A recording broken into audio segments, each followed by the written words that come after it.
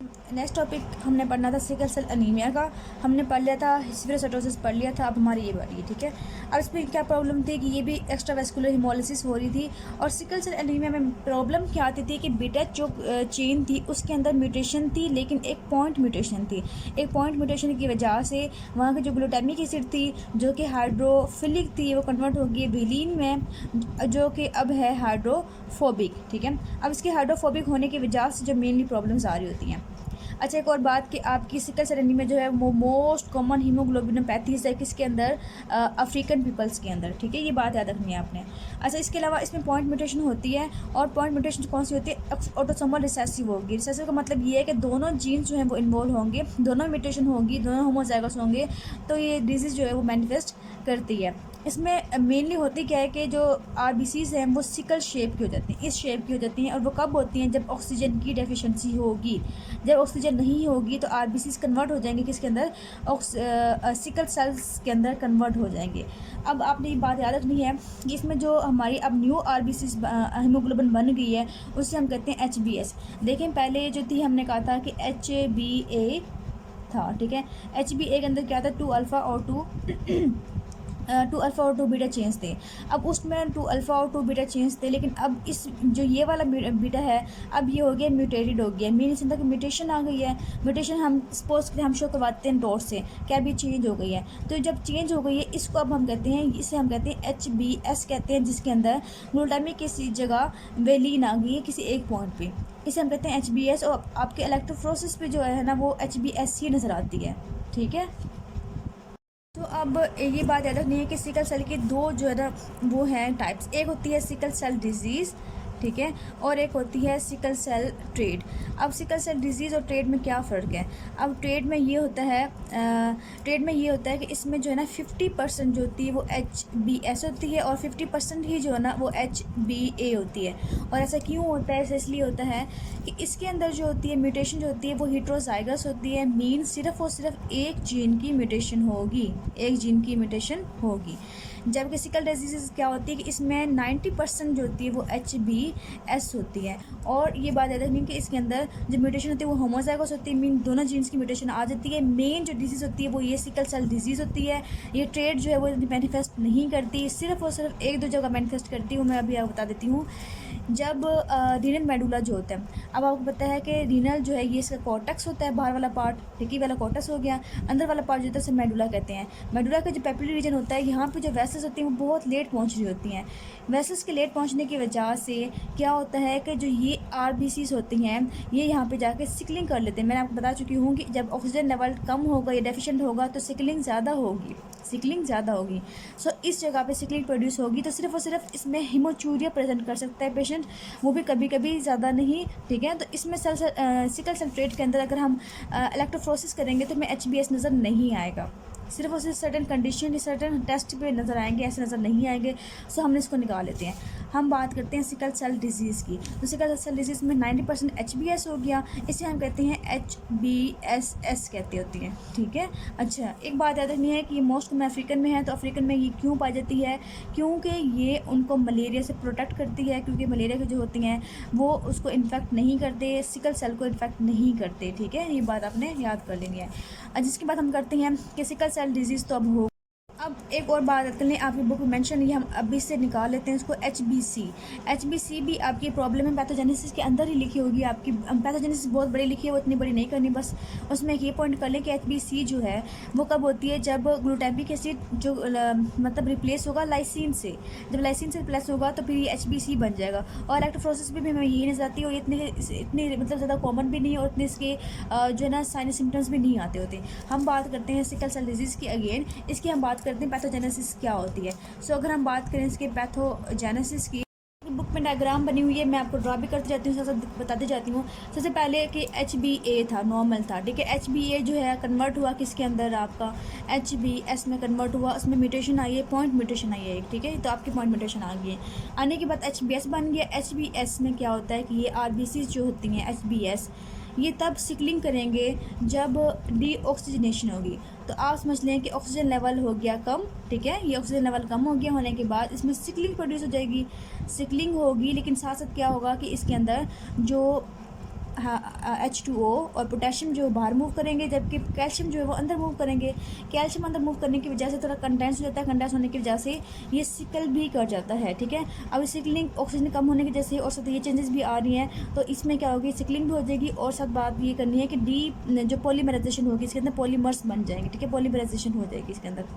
अगर इसके जो है ना आरबीसी जो अब पॉलीमराइज कर गया है और जो कि सिकल सेल शेप का हो गया है, इसके सेल को बहुत डैमेज होती है, इसकी मेम्ब्रेन को बहुत डैमेज होगी बार बार, क्योंकि जा जाकर लगेगा, वैसे इसको लगेगा, कभी कहाँ लगेगा। इससे क्या हो जाएगी, हीमोलिसिस हो जाएगी। अब ये हीमोलिसिस जो हो रही है वो कौन सी हो रही है, वो हो रही है एक्स्ट्रा वेस्कुलर में, ये जाके स्प्लीन के अंदर जो है ना डिस्ट्रॉय कर दी जाती हैं। अब इसमें कौन से साइन सिम्टम्स कौन से आएंगे, वही आएंगे जो कि हमने एक्स्ट्रा वेस्कुलर वाले किए हुए हैं। और वो कौन कौन से किए थे वो आप यहीं पे नोट कर लें अभी, कि हमें कहा था कि अनीमिया होगा। सबसे पहली बात, अनीमिया तो होगा, ठीक है, क्योंकि हम पढ़ ही नहीं रहे हैं। सेकंड ये होगा कि इसके अंदर जॉन्डस होगा, क्योंकि इसके अंदर जो है बहुत ज़्यादा हिमोलिसिस वगैरह हो रही है, तो अनकॉन्जुगेटेड बिलीरुबिन जो है ना वो बढ़ जाएगा। फिर हमने बताया था कि इसके अंदर गाल स्टोन्स होंगे, हमने बात कर ली थी कि गाल स्टोन्स होंगे इसके अंदर, सही है, तो आपने ये बात नोट कर लेनी है।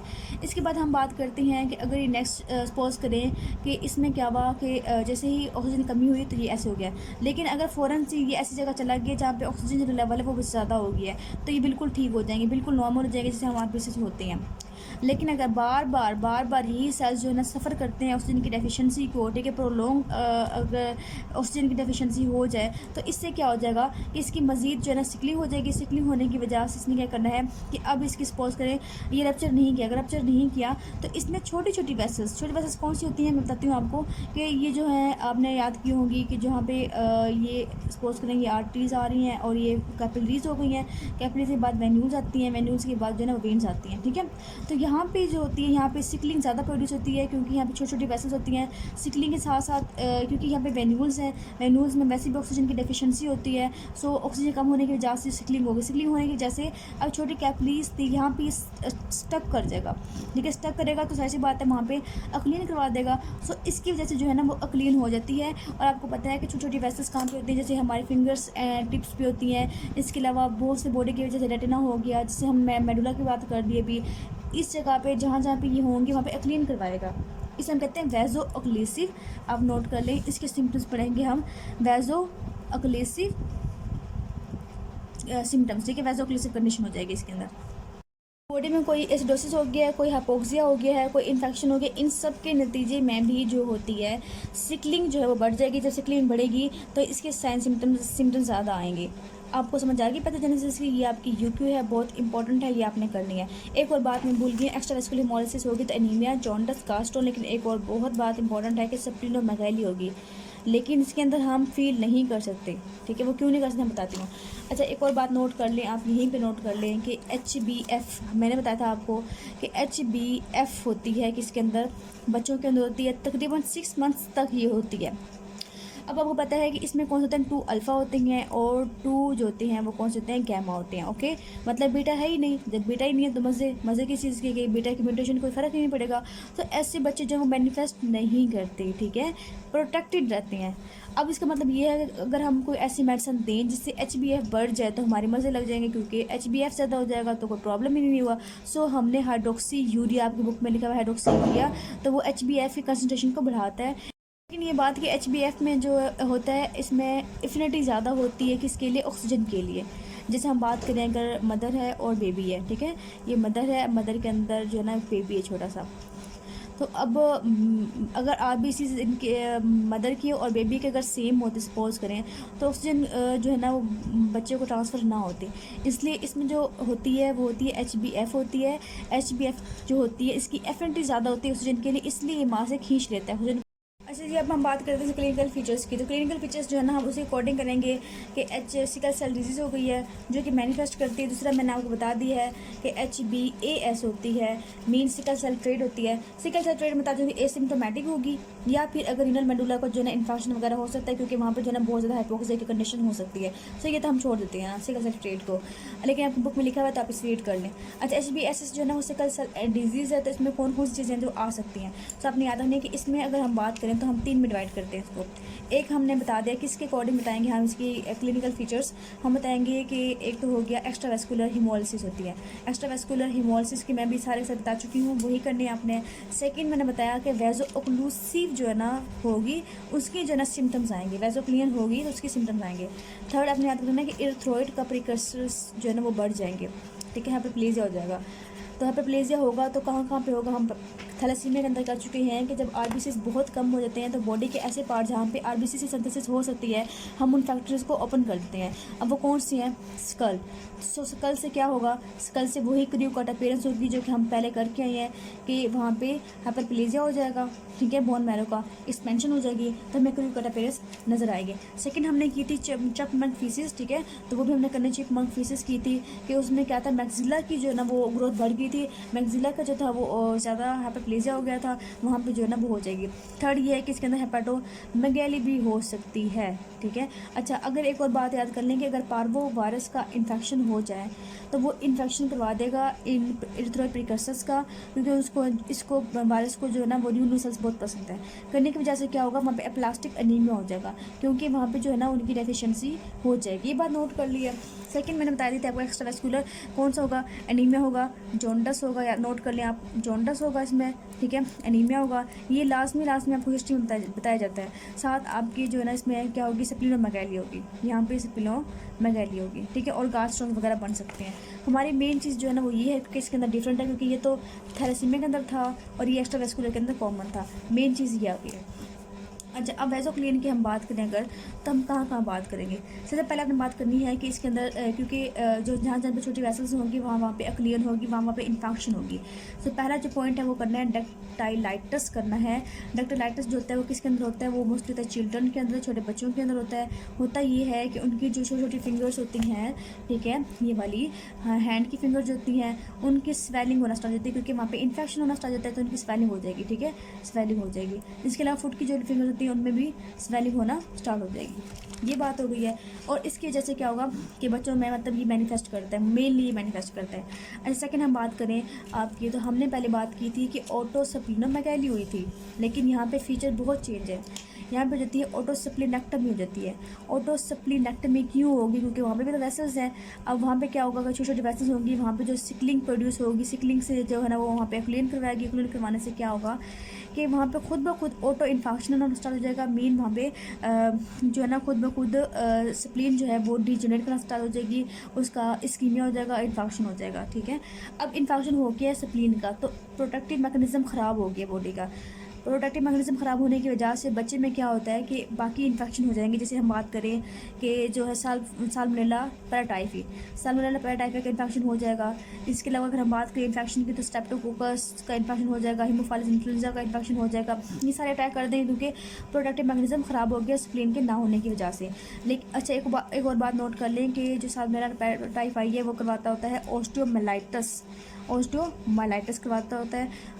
और इसके अलावा ये जो करवाती हैं ये डेथ करवा सकती हैं। अगर हम बात करें छोटे बच्चों के अंदर मोस्ट कॉमन काज डेथ क्यों होती है, इसकी वजह से सिकल सेल डिजीज़ की वजह से, तो वो उसकी कॉज होती है ऑटोस्प्लीनेक्टमी ही होती है। अच्छा, थर्ड हमने बात करी चिल्ड्रन के अंदर, दोनों चीज़ें हम बात करते हैं अडल्ट के अंदर। अडल्ट के अंदर जो ना होती है एक्यूट चेस्ट सिंड्रोम। अब हमने बात कर ली कि जो है ना ये फिंगर्स को इफेक्ट कर दिया, स्प्लीन को इफेक्ट कर दिया, लेकिन यहाँ पे इफेक्ट करेगा लंग्स को, ठीक है। अब लंग्स को इफेक्ट करेंगे तो वहाँ क्या होगा, मतलब वहाँ पे जितने भी प्रॉब्लम होती है इन्फेक्शन हो जाएगा, सो इनमें जो है ना निमोनिया हो जाएगा और इसके अलावा पेन होगा। और इसके अलावा अगर हम बात करें तो लंग्स के अंदर प्रॉब्लम जो आ सकती हैं वो लंग इन्फिल्ट्रेट कर सकता है, निमोनिया हो सकता है, ओके। अच्छा, इसके अलावा ना हम बात करते हैं कि हमने एक बात कर ली, सेकंड बात कर ली, थर्ड बात कर ली। अगर हम फोर्थ की बात करें तो पेन क्राइसिस भी हो सकता है। आपको पता है जहाँ पे इन्फेक्शन वगैरह होगी तो पेन जाहिर सी बात है, पेन क्राइसिस तो होगी। इसके अलावा हमने बात करनी है किडनीज़ की। बात करते हैं रीनल की, तो रीनल में क्या होगा, रीनल पैपिलरी नेक्रोसिस होगी। और वो क्यों नेक्रोसिस होती है, मैंने कहा था कि मेडुला के अंदर जो होती है वो वैसा स्लेट पहुंचती होती है, मीन हाइपोक्सिस ज़्यादा होते हैं वहाँ पे। तो वहाँ पे क्या होता है कि वहाँ पे सिकलिंग ज़्यादा होती है, सिकलिंग ज़्यादा होने की वजह से वहाँ पे नेक्रोसिस हो जाती है, ओके। तो ये अपनी बात याद रखनी है। और इसकी वजह से क्या होगा, ग्रोस हिमाचूरिया होगा। तो अगर एक अफ्रीकन पीपल आता है आपके पास और वो कहता है कि मुझे ग्रोस हिमाचूरिया हो रहा है, तो इसका मतलब ये हमने उसमें रूल आउट करना होता है कि उसको सिकल सेल डिजीज़ तो नहीं है।